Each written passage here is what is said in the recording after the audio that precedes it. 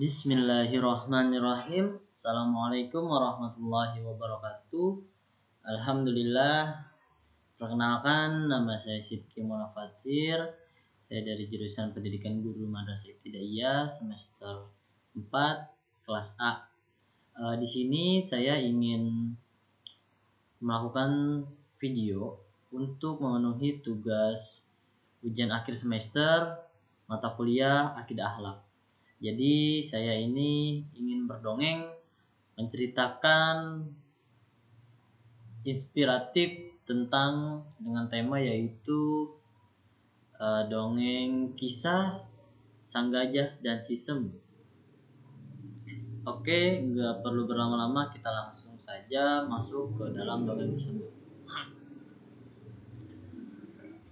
Pada zaman dahulu, kala di sebuah hutan, hiduplah beberapa jenis binatang, dari mulai binatang yang paling besar dan yang paling kecil, seperti harimau, singa, kera, gajah, kuda, sapi, kerbau, kucing, kelinci, beruang, kadal, jerapah, kancil, babi, capung, serigala, belalang, beo, dan semut. Mereka semua hidup berdampingan dan rukun.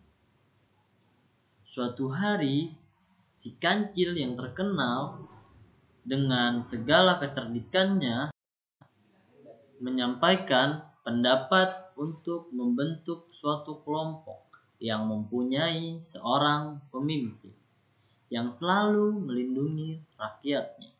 Kemudian datanglah seekor singa yang dikenal sebagai si Raja Hutan yang bertubuh besar dan gagah.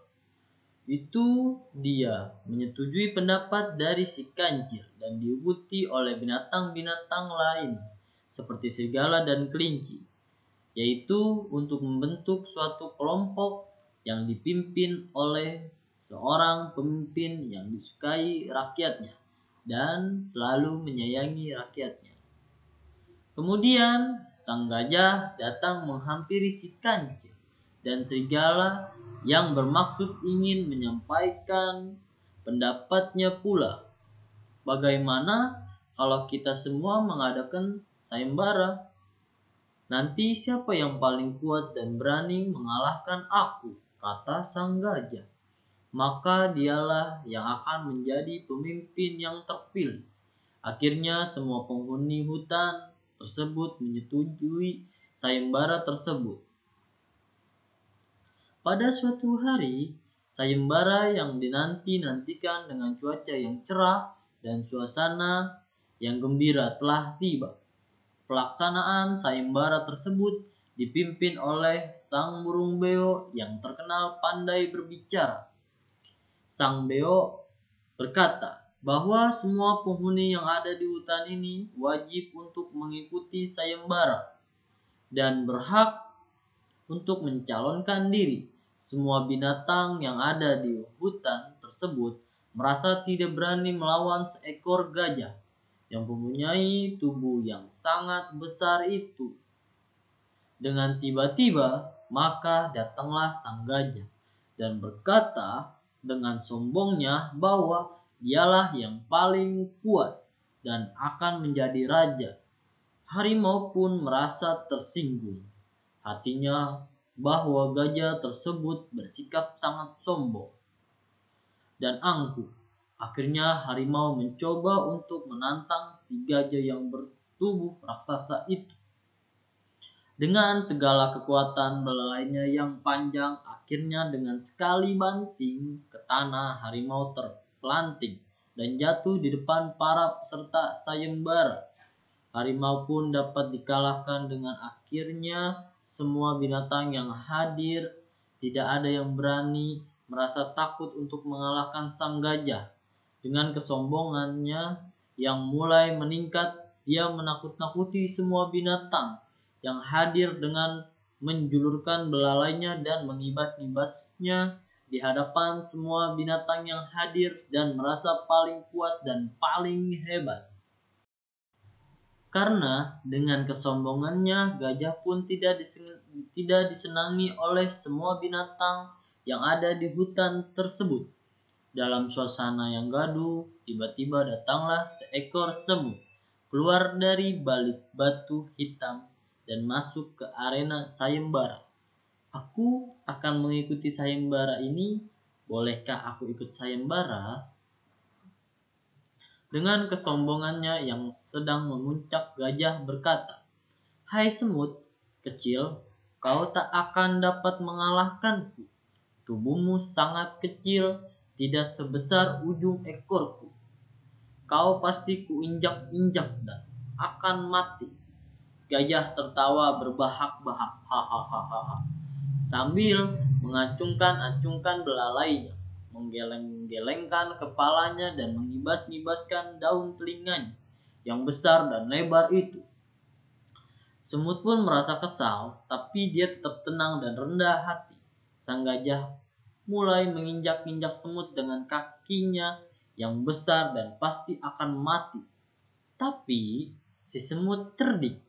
Dengan menggunakan akalnya, dia perlahan-lahan naik ke atas punggung gajah dan menggigit-gigit tubuh gajah. Gajah berguling-guling di tanah dan berteriak minta tolong. Tolong, tolong. Tapi tak seekor binatang pun yang mau menolongnya.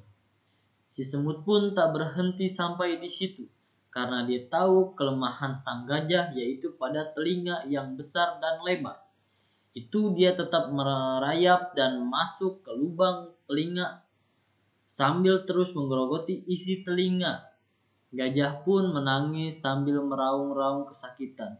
Tubuhnya yang sangat besar itu berguling-guling di tanah karena merasa menahan kesakitan.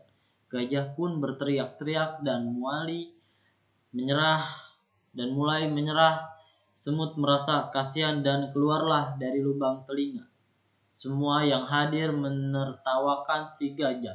Hahaha. Akhirnya sang gajah menyerah, mengakui kekalahannya dan minta maaf kepada semua yang hadir di arena sayembara tersebut. Terutama kepada si semut kecil yang cerdik dan berani itu.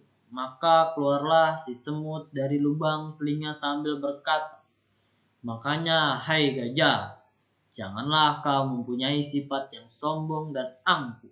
Walaupun kau bertubuh besar, tapi ada yang lebih besar dari kamu. Kau bertubuh kuat, namun ada yang lebih kuat dari kamu. Kekuatan tenaga tidak selalu dapat menolong, namun kecerdikan otak selalu atas segalanya," kata si semut.